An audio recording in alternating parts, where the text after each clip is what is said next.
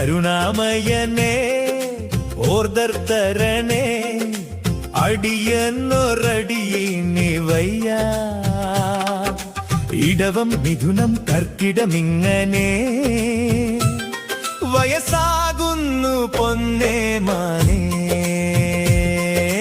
കരുണാമയനെ ഓർദർ തരണേ transfer order തരണേ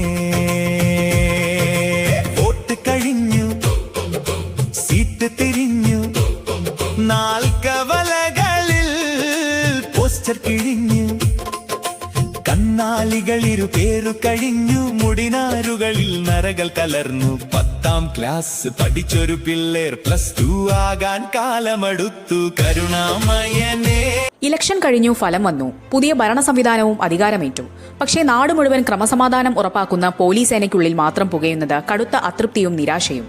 നിയമസഭാ തെരഞ്ഞെടുപ്പ് ഡ്യൂട്ടിയുടെ ഭാഗമായി സ്വന്തം നാടുകളിൽ നിന്നും കുടുംബങ്ങളിൽ നിന്നും 100 കണക്കിന് കിലോമീറ്ററുകൾ അകലേക്ക് മാറ്റി പ്രതിഷ്ഠിക്കപ്പെട്ട പോലീസ് ഉദ്യോഗസ്ഥരെ തിരികെ പോസ്റ്റ് ചെയ്യുന്നതിൽ ആഭ്യന്തര വകുപ്പ് കാണിക്കുന്ന തികഞ്ഞ അനാസ്ഥയാണ് ഇപ്പോൾ സേനയ്ക്കുള്ളിൽ വലിയ പ്രതിഷേധത്തിന് വഴിവെച്ചിരിക്കുന്നത്.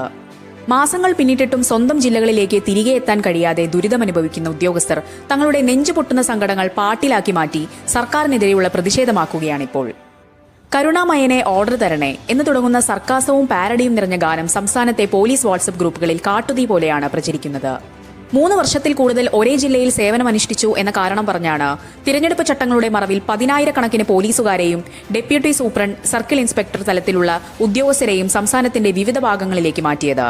വോട്ടെടുപ്പ് കഴിഞ്ഞാലുടൻ ഇവരെ പഴയ തസ്തികകളിലേക്ക് പുനർനിയമിക്കുകയെന്ന കീഴ്വഴക്കമാണ് ഇത്തവണ പോലീസ് ആസ്ഥാനത്ത് കുരുങ്ങിയിരിക്കുന്നത്. മാസങ്ങളായി കുടുംബത്തെ പിരിഞ്ഞു കഴിയുന്ന ഉദ്യോഗസ്ഥരുടെ അവസ്ഥ അതീവ ദയനീയമാണ്. മക്കളുടെ സ്കൂൾ അഡ്മിഷൻ നടപടികൾ, വയസ്സായ മാതാപിതാക്കളുടെ ചികിത്സ, കുടുംബപരമായ മറ്റ് അത്യാവശ്യങ്ങൾ എന്നിവയ്ക്കൊന്നും ഓടിയെത്താൻ കഴിയാത്ത അവസ്ഥയിലാണിവർ. മക്കൾ വളർന്ന് ടീനേജിലായി, മീശ കിളിർത്തു, അതൊന്നും കാണാൻ പറ്റിയില്ല എന്ന പാട്ടിലെ വരികൾ പോലീസുകാരുടെ വ്യക്തിജീവിതത്തിലെ വലിയ യാഥാർത്ഥ്യങ്ങളിലേക്കാണ് വിരൽ ചൂണ്ടുന്നത്. തസ്തിക മാറ്റവുമായി ബന്ധപ്പെട്ട് ഉത്തരവുകൾ 48 മണിക്കൂറിനുള്ളിൽ ഇറങ്ങുമെന്ന് CI DYSP തലത്തിലുള്ള ഉദ്യോഗസ്ഥർക്ക് ആഭ്യന്തര വകുപ്പിൽ നിന്ന് നേരത്തെ ഉറപ്പു ലഭിച്ചിരുന്നതാണ്. എന്നാൽ ദിവസങ്ങൾ പിന്നിട്ടിട്ടും ഒരു നീക്കവും ഉണ്ടാകുന്നില്ല. തന്ത്രപ്രധാനമായ സ്റ്റേഷൻ ചുമതലകളിൽ തിരഞ്ഞെടുപ്പ് കാലത്ത് മാറ്റി പ്രതിഷ്ഠിച്ചവർ തന്നെ ഇപ്പോഴും തുടരുന്നത് സ്റ്റേഷൻ തല ഭരണത്തെയും കേസന്വേഷണങ്ങളെയും ദോഷകരമായി ബാധിക്കുന്നുണ്ട്. തങ്ങൾക്ക് താൽപര്യമുള്ള ഉദ്യോഗസ്ഥരെ ക്രമസമാധാന ചുമതലയുള്ള പ്രമുഖ കേന്ദ്രങ്ങളിൽ നിലനിർത്താനും വേണ്ടപ്പെട്ടവർക്ക് സ്ഥലമാറ്റം ഒപ്പിച്ചു നൽകാനുമുള്ള ഉന്നതതല രാഷ്ട്രീയ ഇടപെടലുകളാണ് ട്രാൻസ്ഫർ പട്ടിക വൈകാൻ പ്രധാന കാരണം. IPS തലത്തിലുള്ള ഉത്തരവുകൾ വേഗത്തിലിറങ്ങുമ്പോൾ കീഴ്ത്തട്ടിലുള്ള ഉദ്യോഗസ്ഥരുടെ കാര്യത്തിൽ ഭരണതലത്തിലെ ഈ സാങ്കേതിക തടസ്സങ്ങളും മൗനവും സേനയുടെ ആത്മവീര്യ